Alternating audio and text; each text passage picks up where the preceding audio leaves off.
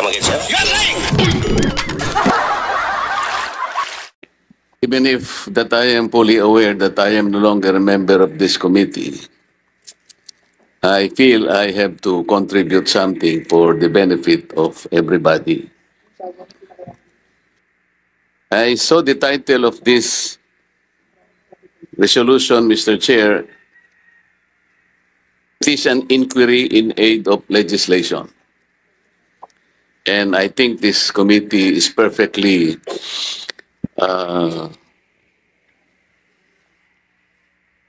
right in conducting one because this is a right enshrined by no less than in our Constitution. But I was reviewing the case of Neri versus Senate, Mr. Chair, GR number 180643, March 25, 2008, where the former Chief Justice of the Supreme Court, Reynato Puno, had the opportunity of positing that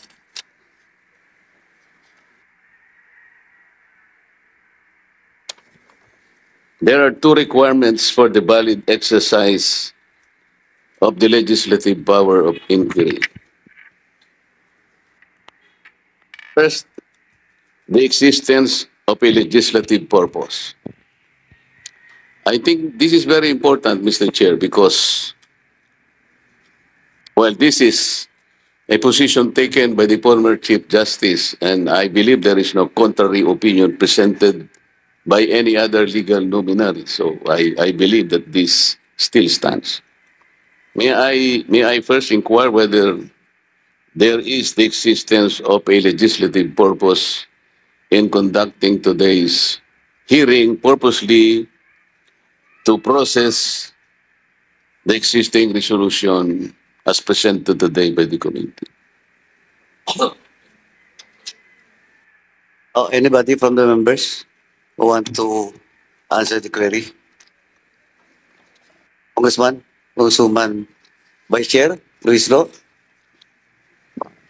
With all due respect to the Honorable Marcoleta, but it is the humble submission of this representation that the issue being raised is a matter which falls under the jurisdiction and concern of the Committee on Rules, which apparently referred this inquiry in aid of legislation to this humble committee.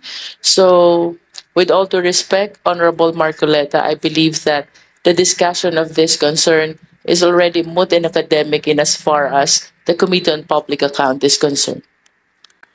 With all due respect, I beg to disagree, Mr. Chair, simply because I think before the resolution was filed, there should already be a contemplated legislative purpose.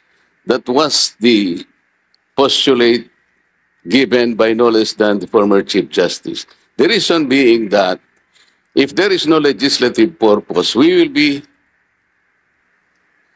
concentrating on matters that may not be related to that purpose. As a matter of fact, one of the other limitations set out in this case is the pertinency of the question asked. This is related to the first. Why? If we have no existing legislative purpose, the questions that may be asked could be anything. It would be a wayward questioning until probably somehow one may think of something that could be a subject of legislation. That is not the case. I think this particular pronouncement of the former Chief Justice is designed to guide us. I think that should be the golden standard. There should be a legislative purpose because if we do not have, we would not be able to at least formulate the kind of questions that we would like to ask. Like what? Maybe we will, as a matter of fact, again, with all due respect, the exercise of the inquiry of legislative purpose is rooted in Article 6, Section 21 of the Philippine Constitution. But there is another one. There is another function which is related to that. This is the oversight function, which is in Section 22 of the same act. Iba po yung oversight, iba po yung inquiry in aid of legislation. I think that is the distinction here. We should be guided by that. So kung wala pong contemplated legislative purpose, baka kung saan-saan po tayo. Ang gusto po natin, diretso. We should be focused, Mr. Chair. This is the kind of hearing that we would like to do in the first place. Thank you. Wala pong problema, Mr. Chair, dun sa ni-repair ito. That is the process. Walang debate doon. But I believe it presupposes already a legislative po. Parang may nakabalangkas na. Halimbawa po ako, if you will read the NERI, yung pong treatise ni Mr. Chief Justice, sinabi pa niya yung mga landmark cases na napakarami po, including Arnold versus Nazareno. Kasi po, ang sabi niya, kailangan pong meron tayong contemplated legislative purpose. Ang mangyayari po nun, halimbawa sabi niya, meron kang duda, baka sakaling a provision of that legislative purpose might impact on certain sectors which are not yet clear to you.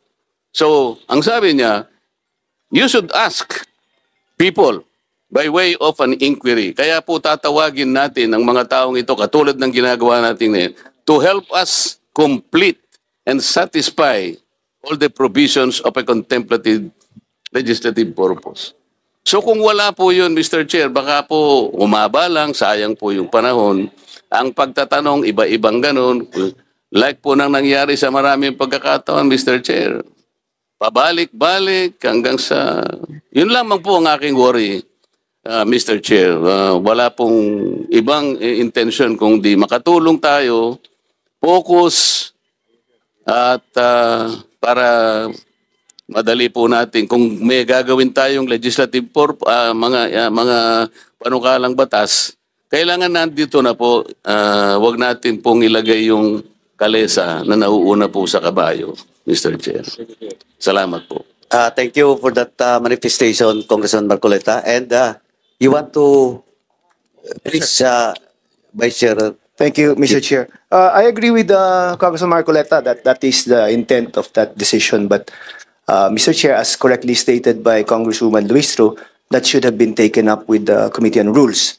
Now that it has been referred to the committee, I'm also sure that the case cited by Congressman Marcoleta did not require Congress to have an existing or proposed legislation before we could conduct investigations in native legislation. In fact, some of the probable output of this hearing would be correcting certain rules of COA regarding auditing, including our old local government code, which could probably be also amended as a result of this investigation, Mr. Chair.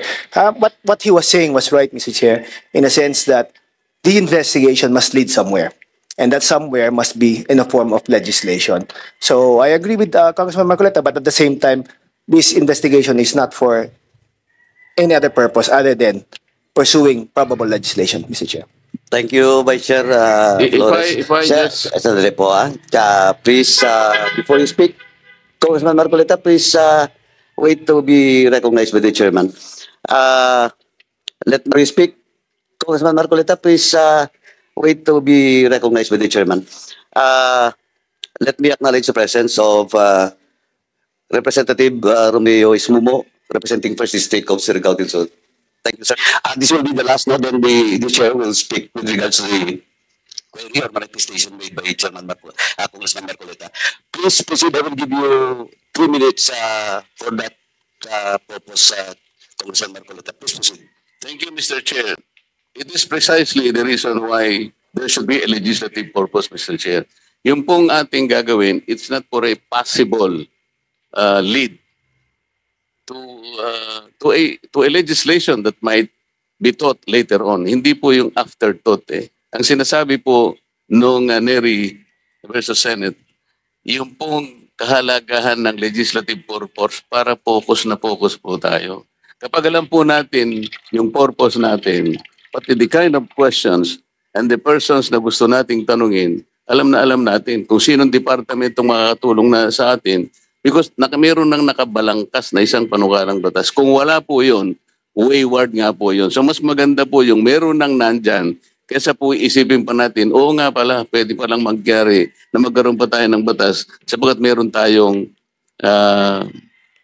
sigurong nakalkal. Parang gano'n. Baligtad, Mr. Chair. Salamat po. Thank you, Congressman Marcoleta. Last to speak before the chair will deliver my manifestation of position with regards to the query or manifestation made by Congressman Marcoleta. Yes, Chairman Ako, please proceed. Thank you, Mr. Chair. I do not want to debate with the Honorable Marcoleta, soon to be Senator. But there's a Supreme Court decision also entitled Romero versus Estrada, decided in 2009, which states or which clarified that a legislative investigation and aid of legislation is different from court proceedings. Inquiries in aid of legislation are utilized to enable the legislative body to gather information and thus legislate wisely and effectively, and to determine whether there is a need to improve existing laws or enact new or remedial legislation, even if the inquiry need not result in any potential legislation. Kasi if we really would want to come up with a law or to amend any law, there's a need for the legislative body in its inquiry to gather information and data to guide the legislators to come up with a law. I think that that's the intent of Romero versus Estrada, decided in the year 2009, Mr. Chair. Maraming salamat po. Thank you, Chairman Ako. Well, in fact, it's not only with Romero and Estrada, it also was cited in the Chartered Bank Supreme Court ruling, no? Yung sinasabi nating question of investigation and aid of legislation. But this will be the last now so that we can proceed with the interpellation period. Chairman Dan Fernandez, yes, thank you so I will much, give you three yes, minutes. Please thank proceed. you so much. The very intent and purpose why we have filed this resolution, Mr. Speaker, Mr. Chairman. Mr. Chairman, the very essence and the very heart, no, on filing this resolution was based on the legislative intent on amending Republic Act 3019, the Anti-Graft and Corrupt Practices, particularly Section 7, Section 8, and Section 9. The Section 8, Section 7 states that statement of assets and liabilities for every public officer within 30 days must be filed and approved by this act. Nung the last hearing, Mr. Chairman, we have asked for the and of those personalities or resource persons that we have invited. And under Section 8, meron din pong intent from this sponsor to amend Section 8 and Section 9, particularly the penalties for the violations. And the power of this committee, the oversight power that was given to us by this Congress, is to monitor and to conduct hearings and investigations and reports, and at the same time, the power to subpoena witnesses and the documents. Our authority to monitor and review those accountable people is vested in this committee. And that's the reason why, sayang, wala na si Congressman Marcoleta. May tatanong sana ako sa kanya. But since wala na po siya, I will not be asking those questions anymore.